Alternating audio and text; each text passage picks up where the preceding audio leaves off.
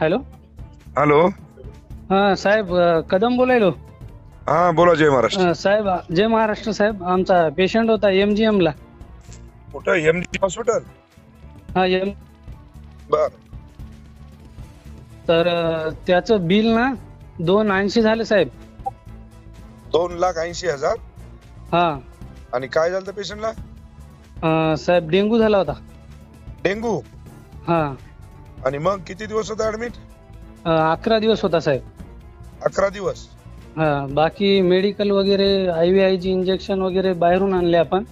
ते किती लागले मेडिकल तिथं? ते मेडिकलचे 15,000 रुपयाला एक इंजेक्शन साहेब. ते 10 लाख रुपये लागले. ते 10 ते 15. किती?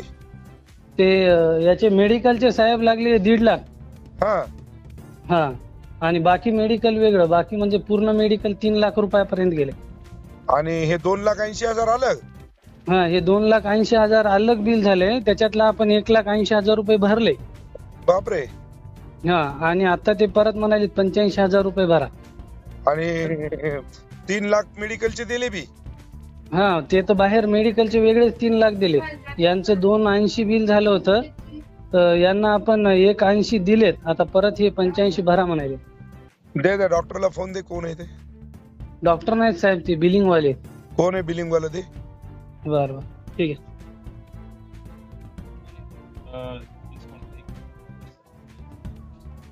एकदा साहेब इकडे फोन चालू आहे. 1 मिनिट साहेब बोलायले ते. हा चालू ठेव.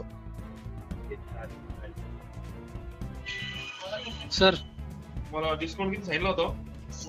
सर 21,500. सर एकदा बोला ना इकडं. अरे साहेबाचा फोन आलेला आहे. थोडं 2 मिनिटं. अरे आमदार बांगर बोलायलेत म्हणाव. बोला इकडं. ते बोला स्पीकर वर केलाय. अरे आमदार बांगर बोलायलो. सर 2 मिनिटं सर. 18शी बोलतोय. बर दे दे. बोलणं झालं की बोल लवकर जरा.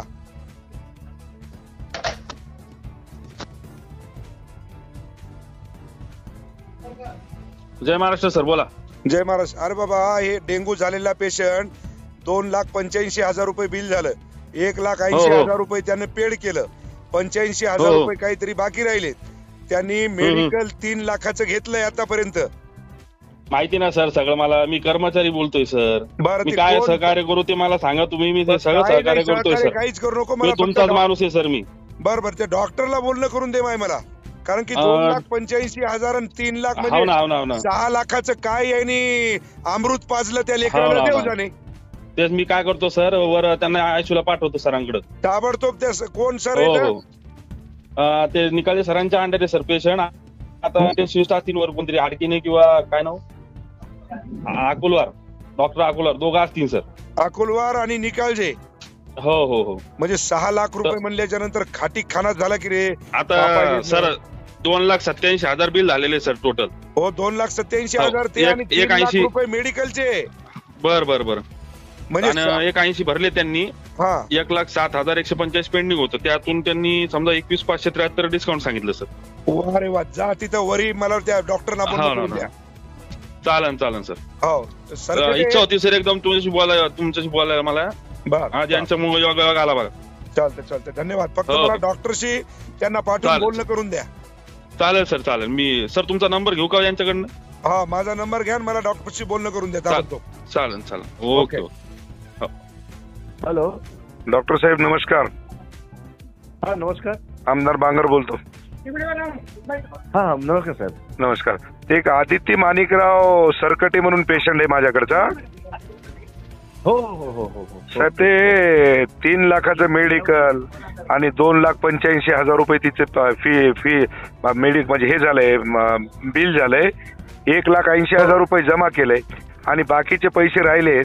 तर मला वाटतं आता 10 दिवसाचे म्हणजे 6 लाख रुपये डेंग्यूच्या पेशंटला किती पद योग्य आहे हो? आता तुम्हाला माहित नाही त्याची कंडिशन. अहो कंडिशन कितीही खराब असू द्या ना हो. तिला काय अमृत पाजले का तुम्ही?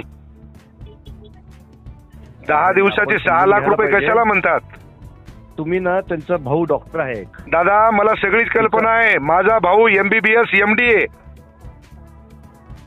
त्यांना ना इम्युनोग्लोबुलिन नावाचं एक इंजेक्शन द्यावं लागलं. 3,05,000 रुपये आम्ही मेडिकलचे दिले साहेब. नाही आपला गैरसमज होतोय. काही गैरसमज नाही. पूर्ण बिलिंग आहे माझ्याकडे.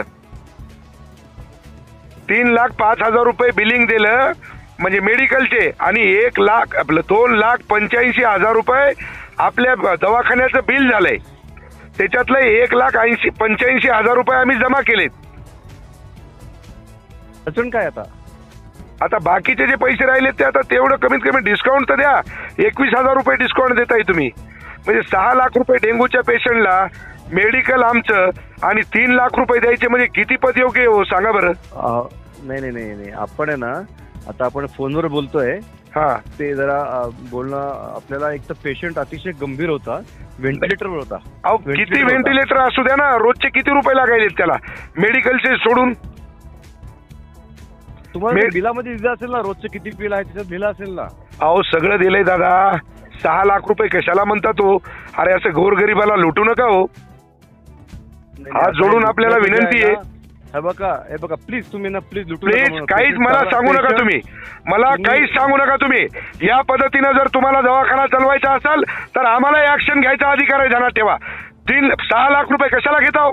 3,05,000 रुपये तुम्ही मेडिकलचे घेतले आणि 2,85,000 रुपये तुम्ही हॉस्पिटलची फीस घेता. हॉस्पिटलचं बिल आहे ना, एकतर मी डॉक्टर एक काम करणार, तिथे ते ठरल्याप्रमाणे बिल. अरे कशाचा ठरल्याप्रमाणे? अहो डॉक्टर साहेब आळ्या पडतील. आलं का लक्षात? असे गोरगरीब लोकांना लुटू नका.